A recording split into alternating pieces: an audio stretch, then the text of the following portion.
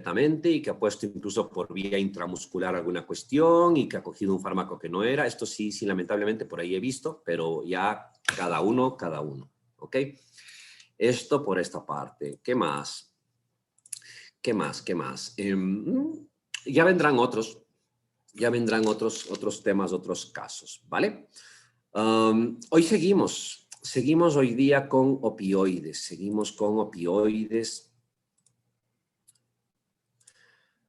Hoy seguimos con opioides, si es que les encuentro en algún lado.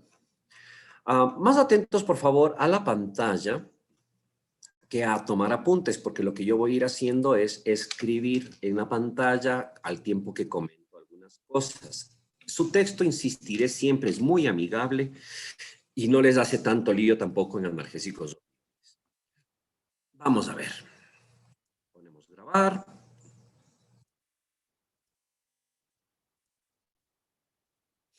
No paren bola a esto, la clasificación química no está en su libro. Yo voy a usar esta diapositiva para hablar de otras cosas.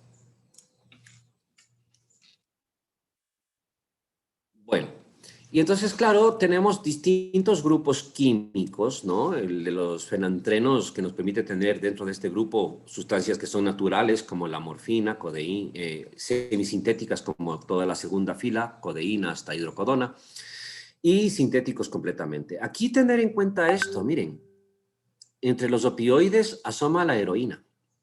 Una heroína que sabemos que es una droga de recreación ilícita. Para los que no miraron Historia de las drogas como recurso último en la unidad número 1, vean ese documental si quieren el fin de semana, porque es bastante interesante. Muchas de las drogas de recreación ilícita actualmente antes fueron medicamentos, fueron usados para el tratamiento. Pero ojo, heroína va a tener justamente una ubicación dentro de los alcaloides naturales, lo mismo que la morfina, ¿no? Tener cuidado. Ya hablaremos después sobre la codeína, ¿sí? Cómo va a tener empleos de indicación de uso más allá de solamente el efecto analgésico. La metadona hay que irnos acordando porque va a ser utilizada justamente para tratar la adicción de heroína, pero también de otros opioides.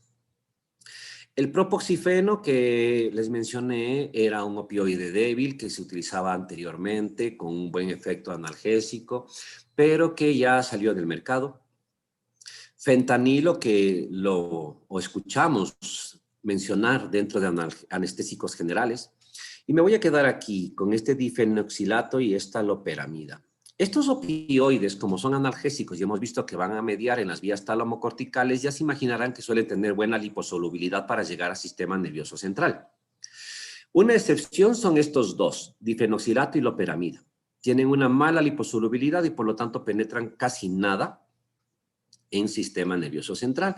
¿Dónde se quedan? Se quedan más bien, aunque los das por vía oral, terminan justamente ahí, actuando a nivel de lo que es la pared intestinal. Recuerden que aquí había receptores mu, y esos receptores mu significaban menos calcio y más flujo y escapada de potasio.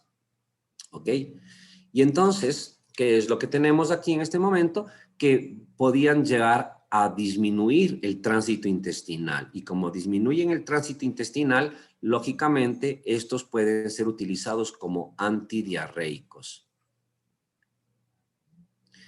Y al ser utilizados como antidiarreicos, hombre, que podrían ser útiles para algunas situaciones como el síndrome de colon irritable, porque de ahí recuerden ustedes, la diarrea es un mecanismo de defensa y no se tiene que quitar, no se tiene que usar antidiarreicos en una diarrea.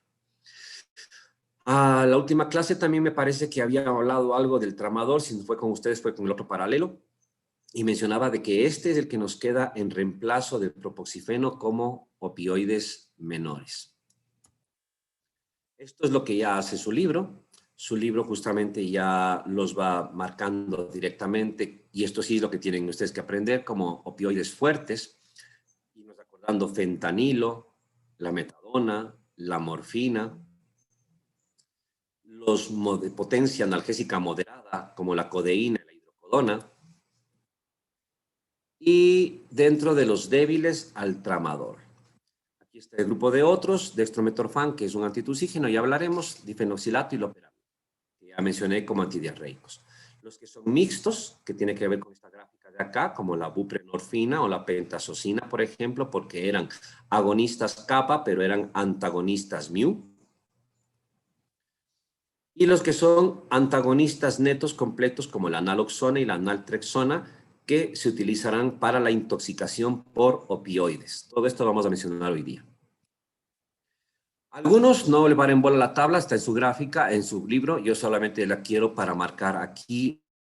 Sí, algunos, no todos, no los opioides, dejan metabolitos activos y eso va a potencializar la duración de su efecto. Uno de estos, dentro de lo que va a ser farmacocinética y metabolitos, va a ser la morfina, con la que hablaremos un poco más hoy día. La morfina, así como los otros opioides, pueden ser dados por distintas vías. Una es la oral, la otra es la parenteral y la otra es la intratecal, es decir, raquidia, a nivel de lo que es depositarlo directamente para analgesia espinal. El fentanilo es mucho más liposoluble que la propia morfina. Es tan liposoluble que lo puedes incluso administrar en forma de parches transdérmicos. Y esto termina siendo muy útil para el manejo ambulatorio en pacientes con dolor crónico muy severo, ¿ok? Porque son parches de autodosificación. Otra de las cosas que van a toparse cuando sean ustedes externos, internos, de clínicas, etcétera, es que en la práctica privada se maneja mucho lo que es la analgesia espinal autodosificada por el paciente.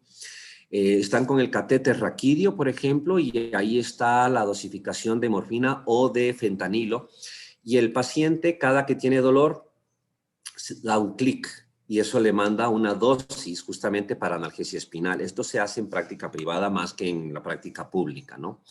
Que no les llame la atención. Incluso hay trabajos que hablan del sistema de dosificación y, por ejemplo, el número de veces que te descargas es una variable de eficacia, porque mientras menos veces tengas que estarte administrando el fármaco, obviamente más control del dolor logras tener. Por si acaso, como curiosidad, que a veces eso no se sabe. Farmacocinéticamente, la mayoría sigue un proceso de transformación por fase 2, pero aquí hay una particularidad. Normalmente la fase 2 de glucuronoconjugación suele dejar metabolitos inactivos. Es un caso particular diferente el de los alcaloides naturales como la morfina, porque aunque se glucuronoconjuga, el primer metabolito que deja, que es la morfina 6-glucurónido, todavía es activo, no ha cambiado lo suficiente, no le modifica tanto a lo que es la estructura del morfinano y todavía puede tener afinidad por los receptores. Y esta morfina 6-glucurónido termina siendo incluso más potente que la propia morfina. Y es una de las razones para el efecto sostenido de morfina. Y adicionalmente de esto, prolonga la duración del efecto. La morfina 6-glucurónido tiene que a su vez ser biotransformada en morfina 3-glucurónido para ser excretada por vía renal. Este ya es inactivo completamente, es una segunda etapa. Fármacos como la codeína, ¿se acuerdan que en la clase del día de ayer yo le marcaba la codeína, que era prácticamente la misma molécula de la morfina, pero que tenía esos metilos? La codeína se desmetila. ¿Y qué va a dejar como residuo? Morfina. Y esa morfina, a su vez, luego seguirá la propia farmacocinética de biotransformación. Entonces, esto va a ir condicionando mucho lo que van a ser las pautas terapéuticas y los empleos y las dosis. De ahí que, por ejemplo, para codeína, como va a tener estos residuos, vamos a poder utilizar dosis más bajas que van a dejar un residuo que nos va a dar un tipo de efecto, por ejemplo, antitusígeno. Y tendríamos que dar dosis más altas para poder llegar a tener efecto analgésico, lo cual no podríamos hacer con morfina. ¿Ok? No podríamos hacerlo. Ya tendríamos que usar dosis más altas de entrada. Vamos a usar esta gráfica para explicar algunas cosas. Mirando por acá más bien, ¿no? Bueno, el primer efecto deseado que tenemos de los opioides es obviamente el efecto analgésico. ¿Por qué? Porque hemos dicho que actúan a nivel de las rutas espinotalámicas y de las tálamo-corticales. Y entonces esto justifica muchísimo la potencia analgésica que poseen los opioides. Pero obviamente que uno de los problemas que vamos a tener es que pueden llegar a ser depresión neuronal y eso provoca, por ejemplo, que el estado de alerta disminuya y en dosis altas, en sobredosis, bien de cualquier opioide o, por ejemplo, en una intoxicación por heroína, el paciente comienza a tener sedación que le va llevando a narcolepsia. Entonces hay una disminución de la función del sistema nervioso central. El paciente intoxicado va a tener disminución en su escala de Glasgow, va a tener menos reactividad. Uno de los beneficios que podemos aprovechar de los opioides es el efecto antitusígeno, específicamente en el centro respiratorio. Y por esto, por ejemplo, codeína, oxicodona, hidrocodona, se emplean justamente con esas finalidades, antitusígenos. Las dosis de antitusígenos suelen ser más bajas que las dosis que necesitamos para efecto analgésico. Sin embargo, ya se imaginarán que en una sobredosis de heroína o de cualquier otro, una de las cosas que va a ocurrir es la afectación aquí en el centro respiratorio, llevando a depresión respiratoria. Este era el problema que les marcaba justamente, por eso le tienen miedo los médicos, porque sabemos que en altas dosis podrían provocar depresión respiratoria. Y es una depresión respiratoria que se caracteriza por una taquipnia muy superficial, ¿no? Entonces el paciente ventila poquito y esto le va llevando en el tiempo, mientras peor sea la ventilación, a disminución de la presión parcial de oxígeno e incluso puede llegar a tener cianosis. Suele haber un estímulo en el centro emético que lleva a que el paciente tenga náusea, ¿ok? Y normalmente, en un paciente, por ejemplo, piensen ustedes en la sobredosis de barbitúricos. Normalmente, si es que tenemos depresión del sistema nervioso central y llegáramos a un coma, o peor, una muerte cerebral, o alguien que se muere, ¿qué pasa con las pupilas? ¿Se contraen o se dilatan? Se dilatan. Claro, lo normal es esto, cuando no funcionan las neuronas, se dilatan. Pero ¿se acuerdan que yo ayer mencionaba que si inhibes al inhibidor, desinhibes, y eso puede dar otro tipo de reacciones? ¿Ok? Bueno, una va a estar en el núcleo de Edinger, que rige el reflejo oculomotor. Y esto es muy importante para el diagnóstico diferencial de esas intoxicaciones. Porque entonces, una de las cosas que se va a dar es que por esa situación a nivel del núcleo de Edinger, el paciente en sobredosis, en intoxicación, en lugar de tener dilatación de las pupilas, va a tener contracción, va a tener miosis. Y esto es importante porque te permite diferenciar, porque un paciente con sobredosis de barbitúrico también tiene disminución del estado de alerta, también tiene depresión respiratoria, por ejemplo, pero el paciente tendría midriasis, pero en cambio aquí suele tener miosis. Y esto es importante.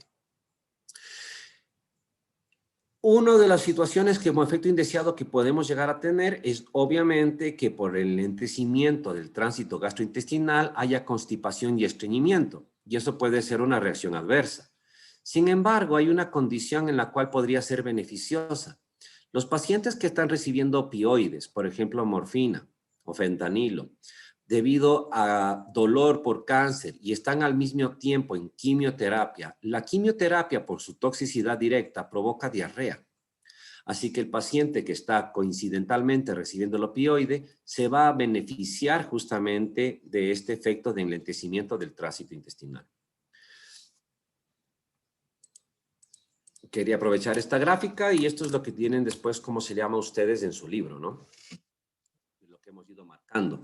Produce analgesia, disforia o euforia debido al papel de los receptores kappa, efecto antitusígeno, miosis, puede provocar dependencia física, depresión respiratoria, sedación, todos estos sistema nervioso central. Ojo a nivel cardiovascular. A nivel cardiovascular se dice que disminuyen el consumo de oxígeno en el miocardio, lo cual es verdad. Por eso, por ejemplo, van muy bien en el paciente, el fentanilo, en el paciente que tiene infarto agudo de miocardio. pero al mismo tiempo provocan vasodilatación, hipotensión. En ese paciente que está en terapia intensiva no tenemos mayor lío. Esa vasodilatación significa menos resistencia periférica, menos esfuerzo que tiene que hacer el corazón. Pero en el paciente con sobredosis, con intoxicación, esta hipotensión se traduce como una de las manifestaciones clínicas de diagnóstico de esa intoxicación por heroína o por abuso de opioides. Y adicionalmente, ese paciente podría llegar a tener más bien mayor consumo de oxígeno debido a la taquicardia refleja que presenta. Constipación, mayor tono del esfínter, náusea y vómito que puede ocurrir, retención urinaria. Y aquí acordarnos de esto. Los receptores mu pueden llegar a provocar que no funcione bien la fibra muscular lisa uterina y por lo tanto pueden prolongar la labor de parto. Prolongar la labor de parto no es algo muy bueno porque puede llevar fácilmente a sufrimiento fetal. Ya vamos a ver que justamente hay un único opioide que no tiene este efecto y que por lo tanto se lo va a preferir para la analgesia en cirugía obstétrica. De ahí, lógicamente, pueden inhibir la liberación de algunos neurotransmisores, ¿no es cierto? Y pueden tener reacciones de hipersensibilidad. Los efectos se hacen tolerancia, hay tolerancia. ¿Qué es tolerancia? Tolerancia significa que vas cada vez necesitando más dosis para mantener el efecto farmacológico.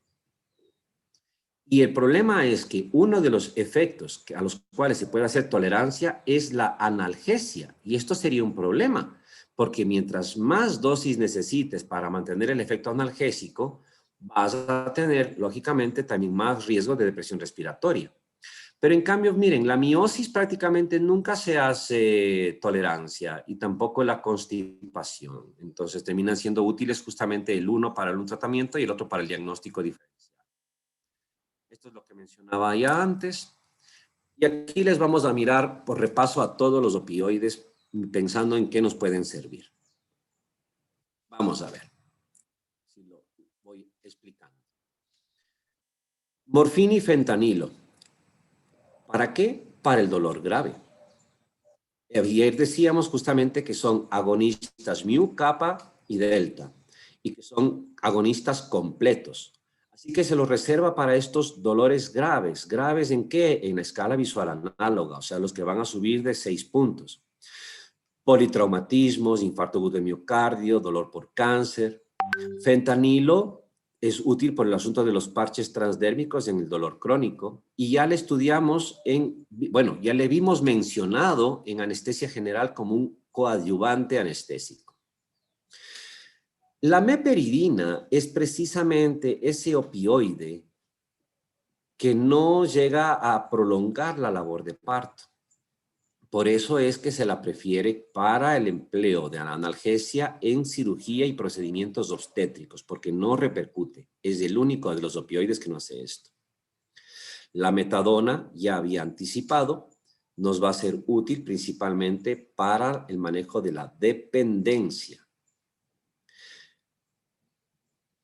Oxicodona y codeína e hidrocodona, dolores moderados a graves, estamos hablando de puntajes que van a ir justamente entre 3 y 6 en la escala visual análoga, y antitusígeno también, la codeína y la hidrocodona. Por ejemplo, el Codipront, hasta la marca suena, ¿no?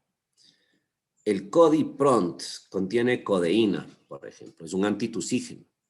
Las dosis de antitusígeno, insisto, son más bajas que las dosis que necesitas como analgésico. O sea, para el dolor moderado grave tendrías que dar una dosis más alta que la que usas como antitusígeno. Tramadol, para el dolor leve o moderado únicamente. Del tramadol, no sé si fue con ustedes o con el otro paralelo, mencioné que tenemos una situación. Por una parte, es un agonista débil, o sea, parcial, ¿no? Un agonista parcial débil del receptor mu. Pero encima es un agonista del receptor tipo 3 de la serotonina. Y este receptor tipo 3 de serotonina está presente, por ejemplo, en el área quimiosensible del bulbo y está relacionado a provocar náusea y vómito. Entonces, aquí tenemos un problema. ¿Se acuerdan que les había dicho que a los médicos les da miedo o recelo el estar utilizando opioides? Bueno, no les da miedo usar tramadol, por alguna razón. Y entonces le ponen tramadol en el postquirúrgico al paciente y le ponen en dosis altas. Y uno de los problemas es que ya de entrada en el despertar, en el postquirúrgico, no conviene que el paciente tenga náusea y vómito y ya por la propia despertar de la anestesia suele tener náusea y vómito. Y encima le ponen tramadol que estimula receptores que provocan náusea y vómito, pues entonces es un lío. Así que aquí hay problemas de empleo del fármaco, no es el adecuado para el postquirúrgico, son los otros opioides. Dextrometorfano también se utiliza como antitusígeno exclusivamente. Les invito a que vayan y miren qué tiene, por ejemplo, el famoso Notusin 100. El Notusin contiene justamente un opioide que es el dextrometorfano. Ya hemos hablado de los antidiarreicos. La eluxadolina es una alternativa para el colon irritable cuando los anteriores no han bastado, ni tampoco las benzodiazepinas. Y la buprenorfina, una opción a la metadona para la dependencia de opioides y la pentazocina para la analgesia prequirúrgica. O sea, aquí está el tiempo quirúrgico y tú haces anestesia desde aquí y entonces puedes hacer analgesia preanestésica, o sea, prequirúrgica, otra durante la cirugía y otra después, ¿ok? Para mantener cubierto al paciente respecto del dolor.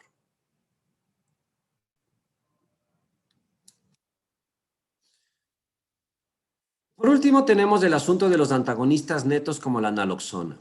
La naloxona, ya se imaginarán, se va a utilizar ¿para qué? Para la intoxicación por opioides. El efecto de la naloxona que se da por vía intravenosa, sí, por vía intravenosa, el efecto de la naloxona es muy rápido.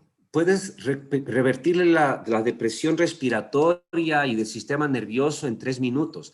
¿El problema cuál es? El problema netamente es que suele tener una duración de efecto muy corta porque es un antagonista competitivo y por la sobredosis que tiene el paciente con el opioide circulante, se lo desplaza la naloxona y vuelve a deprimirse. ¿Esto qué significa? Que en el paciente, en el manejo de una sobredosis por opioides que usamos naloxona, tendríamos que estar atentos y muchas veces es necesario estar repitiendo las dosificaciones. ¿Hasta aquí alguna pregunta?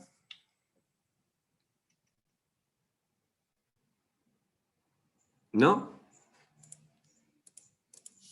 Bien. Para continuar con la clase,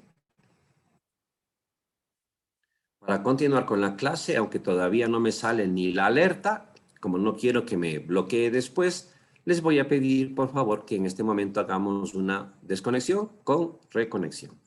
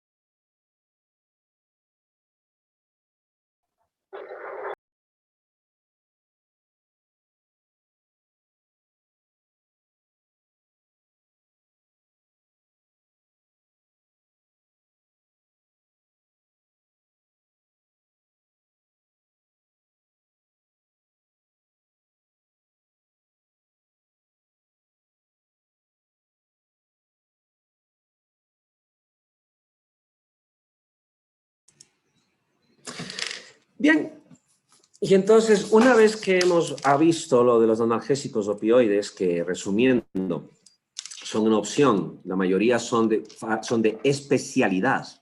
¿Cuáles opioides no son de especialidad de medicina general?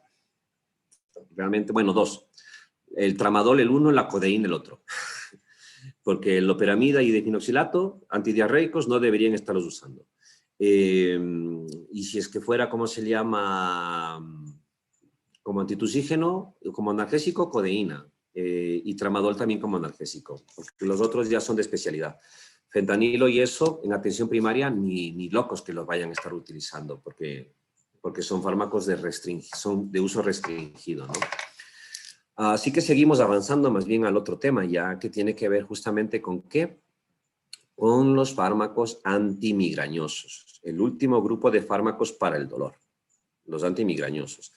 Pero para entender lo que son los fármacos antimigrañosos, primero necesitamos tener en claro qué es la migraña. Y la migraña, lo primerito que hay que hacer es diferenciarle de la cefalea. Así que hoy día voy a dejar abierto el tema que continuaremos el día de mañana. Ya en el aula, en este momento, están abiertos recursos de repaso de farmacología y mecanismos de acción y efectos de analgésicos opioides. Una lectura que tiene que ver sobre el uso adecuado de opioides con relación del dolor postoperatorio, que es cortita, de 2 minutos, de Federico Santos, de paz descanse. Y un artículo que lo tienen que ir leyendo durante el fin de semana, que es el manejo, como se llama, de una intoxicación por opioides. Si estuviéramos volviendo en el próximo semestre a presenciales, aunque ustedes estuvieran en sexto semestre, intentaría reunir el paralelo para poder hacer 1 o 2 o 3 prácticas en hospital simulado, ¿ok? Entonces, una de las que hacíamos era justamente esto, manejo en sala de urgencias de intoxicación de paciente con opioides, pero hay que conocer la teoría. Y entonces, ante la posibilidad que algún día lo hagan, por eso les pongo ese artículo ahí, ¿ok? Y hoy día nos vamos ya entonces con el último punto que tiene que ver con lo que es migraña. No es lo mismo migraña que cefalea, vamos, la migraña es una de las cefaleas que existen, pero no va a ser la más frecuente que ustedes atiendan. Ustedes realmente van a ver otra que es más común, que es la tensional. A ver, para entender esto, vamos a ir por acá. Igual, atentos en la pantalla, mañana se abrirán recursos sobre dolor de cabeza. Hoy día todavía les voy a dejar que revisen lo de opioides. Lo mismo que nos pasaba en insomnio y en que podía ser primario o secundario, ¿no? Tenemos cefaleas primarias y cefaleas secundarias. Eliminemos primero las secundarias, que no son objetivo de la clase. Secundarias porque obviamente algo las provoca. Un traumatismo previo, un trastorno vascular, por ejemplo un aneurisma, un trastorno estructural, una infección sostenida o una neuralgia. Y la que nos importan para la clase, las cefaleas primarias. Y entre estas, las secundarias, cuando os digo neuralgia, por ejemplo, incluyen las cervicalgias, ¿no? Dolores cervicales en la parte alta que se irradian hacia la región occipital y que aparentemente provocan ese dolor de cabeza, pero realmente el origen es cervical.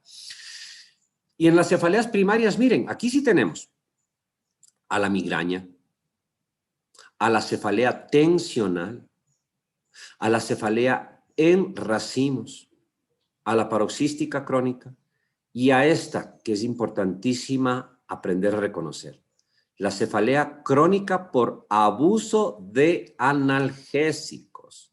Eso significa que a veces puede haber pacientes que dicen, es que yo tomo muchísimos analgésicos, todos los días tomo analgésicos porque yo sufro de migraña. ¿Será migraña? ¿O será una cefalea mal diagnosticada, mal manejada y que ahora se ha transformado en una cefalea de dependencia de analgésicos? Ya vamos a ver los criterios de estas, cómo se descalifica, pero para entender cómo ocurre. El paciente tuvo dolor de cabeza y toma el analgésico. Y como se equivocaron en el diagnóstico o creyó que era migraña, a veces incluso consumen medicamentos combinados. Combinados, por ejemplo, que contienen cafeína. ¿Han visto esto? Que existe el Buprex y el Buprex Migra. Que existe la migradorixina, este Cafergot. Bueno, algunos de estos contienen cafeína. La cafeína va a hacer un efecto de vasoconstricción y ayuda en el dolor de cabeza junto con el analgésico. El problema está en que cuando pasa el efecto, viene una reacción adversa de tipo E, de rebote. Se vasodilata. Así que vuelve a doler la cabeza. Y el paciente vuelve a consumir el analgésico, le pasa el dolor, deja el analgésico, le vuelve a doler y se arma un círculo vicioso. ¿Ok? ¿Cómo llegas a diferenciar? Me preguntaban en el otro paralelo si es que es una migraña o si es que es una cefalea por abuso de analgésicos. Y la respuesta es muy obvia. Anamnesis. Anamnesis bien hecha es la clave. ¿Ok? Lo que aprenden, anamnesis de examen físico. Vamos a verles ahora rápidamente. Estas van a ser las características principales. No copien. Este artículo se va a abrir el día de mañana. Vamos viendo. La migraña. Primero, puedes tener aura o puedes no tener aura. Aura que es desde el premonitorio. ¿Se acuerdan de crisis convulsivas? Que también había unas crisis convulsivas como una sensación de que le va a dar la crisis convulsiva, que eran las auras. Bueno, aquí tenemos la migraña, sin aura y con aura. Para entender qué es lo del aura, vamos por acá. El aura es un prodromo en el cual el paciente puede tener visión borrosa, mosquitos o centelleos brillantes en los ojos, e incluso un poco de amaurosis, o sea, oscurecimiento en alguno del campo, en una parte del campo visual. Bueno, entonces, migraña con aura y sin aura. Los números de episodios de la migraña generalmente suelen haber más de 5 episodios anuales, pero la duración, por ejemplo, la migraña sin aura puede durar el ataque agudo entre 4 y 72 horas, 3 días. O sea, y esto es la razón por la cual migraña puede afectar la calidad de vida, puede afectar las actividades cotidianas. Por eso irán pensando esta condición cuando se planteen objetivos del tratamiento. Ojo, es unilateral. Las migrañas son unilaterales y pulsátiles. Y de dolor moderado a grave, o sea, más de 4 o 5 puntos. Unilaterales. Alicia del dolor, ustedes han de haber dado ya la alicia del dolor, aparecimiento, localización, irradiación, característica, intensidad y síntomas asociados, ¿no es cierto? En semiología. Y entonces esta es, con aura o sin aura, es unilateral, localizada en un solo lado. O sea, te duele o acá o te duele acá. No te duele toda la cabeza. Pulsátil, sensación de que hace esto. No es opresiva, no es expansiva, no, está como latiendo. Escala visual análoga, dolor moderado a severo. Y encima, con síntomas asociados. Fotofobia, fonofobia, náusea, vómito. O sea, la luz me estorba, el sonido me empeora. Por eso es que los que tienen migraña tienen que encerrarse. Muchas veces te dice, a mí me toca encerrarme en el cuarto, todo a oscuras y que nadie haga un solo ruido en la casa. Porque si no, no me pasa el dolor de cabeza y si no, no me pasa la náusea y el vómito. ¿Ok? Fíjense que es muy característica, muy característica. La migraña con aura, el aura dura una media hora casi a veces. Los ataques en sí duran menos de 60 minutos. También unilateral, pulsátil, moderada, severa. Y lógicamente ambas, ¿no? Náuseas, vómitos, fotofobia, fonofobia, náuseas, cefalea. Y miren qué distinto va a ser esto de la cefalea tensional. La cefalea tensional dura generalmente menos de 24 horas, el ataque. Suele ser bilateral, los dos lados de la cabeza. Es opresiva, no es pulsátil. El dolor es leve a moderado, aunque puede haber a veces fotofobia. Entonces estamos hablando, me duele la cabeza, me duele la cabeza, me duele la cabeza, ¿ok? Tensional. Por eso uno ve, cuando están con los neurólogos, dicen, ¿y este cómo se dio cuenta de que era migraña o de que era cefalea tensional? Simplemente por estas características. Cuando el paciente dice, me duele, ya suena tensional antes que a migraña. ¿Ok? Es una pista importante esta. La otra, la opresión y el pulsátil. La cefalea tensional, sin embargo, puede ser episódica o puede haberse vuelto crónica. ¿Cuándo? Es episódica si es que ocurre menos de 15 días al mes o menos de 180 al año. Es más fácil contar cuántas veces al mes. O crónica si es que ocurre más de 15 días en el mes. Y cuando es crónica, hay que comenzar a pensar que puede haber de fondo algún trastorno del estado de ánimo. Por ejemplo, depresión. Luego tenemos la cefalea en racimos. La cefalea en racimos son 2 ataques o más en el día en 2 o 3 semanas del mes. La duración va de 15 minutos a 3 horas. Es unilateral, ¿ok? Suborbitaria. Es un lado, en un ojo, y el paciente siente como que le metieran algo, como que le taladraran el cerebro. Es como si tuvieran dado un puñetazo y estuviera ahí clavado, ¿me entienden? Esta es la cefalea en racimos.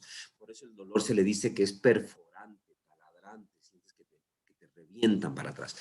Y a veces dura muy poco. Entonces, no, es que me dolió la cabeza así que a los 10 minutos me duró, ¡pah! Y después de noche otra vez. No sé qué tengo acá, ¿ok? Entonces se llaman racimos porque es como los de racimos de uvas. Una gota, una gota, una gota, una gota. Son varios que se van repitiendo. Puedes tener 2, 3 en el día, 2, 3 veces a las semanas, al mes. Y obviamente son muy intensas. Y cuando le ves al paciente durante el ataque agudo, pues le logras pescar, le logras dar cuenta de que tiene molestias ahí oculares, porque hay hiperemia, lacrimeo, puede haber rinorrea, puede haber miosis, tosis. Y algunos pacientes pueden tener trastornos, como se llama, típicos neurológicos, dependiente de la causa subyacente de la cefalea en racimos. Y aquí está la cefalea por abuso de analgésicos. Y esto significa hacer anamnesis. ¿Y usted tiene dolor de cabeza? Sí, muy frecuente. ¿Y qué toma? ¿Y cuánto toma? ¿Y cuántas veces toma? Y entonces, miren, analgésicos simples. Si está tomando 1 gramo de ácido acetilsalicílico o de paracetamol, por lo menos 1 gramo o más al día durante 5 días de la semana, eso ya le tienes que calificar como cefalea por abuso de analgésicos. No es que yo tomo todos los días, me tengo que tomar una aspirina en la mañana, una en la tarde y una en la noche. O todos los días me tengo que tomar un paracetamol porque si no, no me pasa el dolor de cabeza. Ah, no, es que eso ya no suena a migraña, ya suena a que se transformó en cefalea por abuso de analgésicos.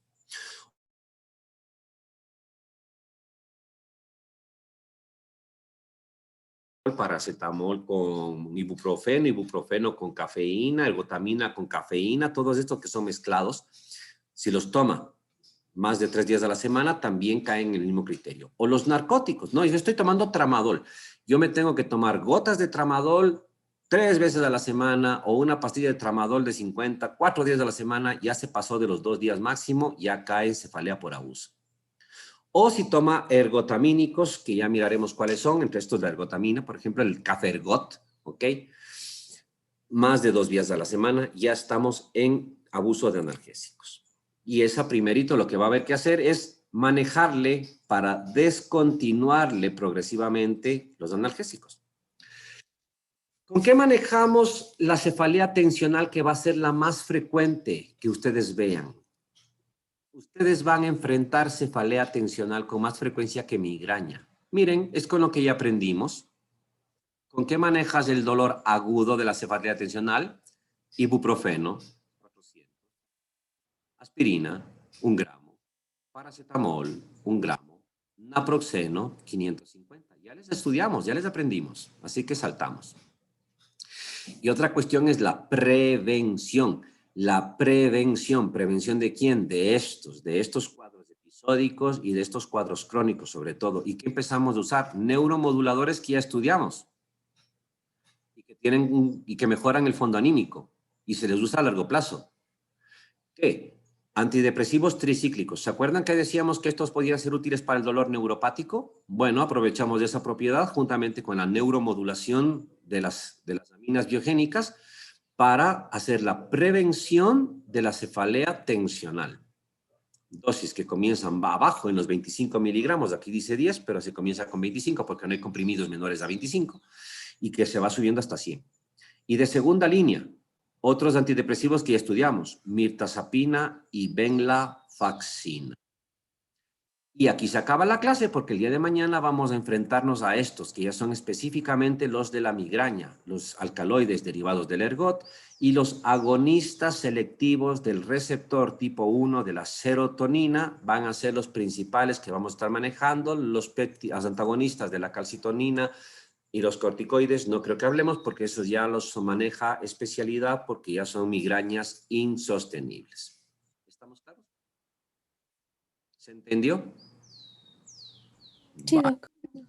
Quedan 10 minutitos, deberían aprovechar, ir a un rato a dar una vuelta por el aula, o por lo menos mirar el video y empezar a leer algunos de los artículos. Hoy de noche, cuando ya estén después de semiología, todos acurrucados en su camita, antes de dormir, para que duerman más felices y contentos.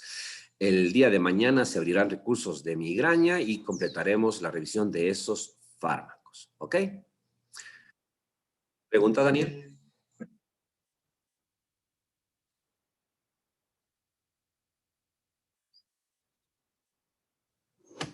A ver, creo que te expresaste mal. Deberías de haber dicho, para este examen de unidad, aparte de analgésicos y antiinflamatorios, ¿también va sistema respiratorio? Sí, señor, la respuesta es que sí. Pero ¿sabes cuál es el detalle? Que respiratorio se pasa así. ¿Por qué? Porque cuando miremos antitusígenos, vamos a decir, la tos es un reflejo natural, no se tiene que quitar en atención primaria. Así que aunque haya antitusígenos, conózcanles y hasta ahí llega mi clase. Luego diré, existen mucolíticos expectorantes. La eficacia es dudosa y el mejor mucolítico expectorante que existe es tomar agua. Así que por eso se le manda al paciente a hidratarse cuando está con infección en vías respiratorias. Si tuvieras que utilizar un mucolítico como el Ambroxol, hay que darlo durante 6 meses consecutivos para que disminuya la tasa de ingreso hospitalario en paciente con enfisema. ¿Sí? Y la N-acetilcisteína, que consta ahí, es principalmente utilizada, más útil para manejo de intoxicación por paracetamol. Se acabó mucolíticos expectorantes, estoy dando de una vez por si acaso. Luego venimos a antihistamínicos, que esa sí es una clase, y la otra es de antiasmáticos. Y en antiasmáticos les pasa a ustedes lo siguiente. Opciones para el asma, agonistas beta-2 que se estudiaron en cuarto semestre. Antagonistas colinérgicos que se estudiaron en cuarto semestre. Corticosteroides que se estudiaron en cuarto semestre. Por lo tanto, solamente tengo que repasarles al respecto de estos y los estabilizadores de membranas y antileucotrienos. Y se acabó respiratorio. Entonces no se emocionen ni se convulsionen porque respiratorio se acaba como en 1 hora. Sí, sí, sí. ¿Eso qué significa? Lo que dice Daniel le está diciendo en otras palabras. Chicos, ustedes están aproximadamente a 1 semana y media de dar el segundo examen. ¿Vale? Ok, así que no pierdan tiempo y a ponerse a ir estudiando las cosas, ¿vale? Que ya se vienen también los trabajos en grupo, ¿ah? Así que estudiando. Chao, chao. Gracias, doc. Gracias, Doc. Hasta luego. Gracias, Doc. Chao, chicos. Gracias, Doc.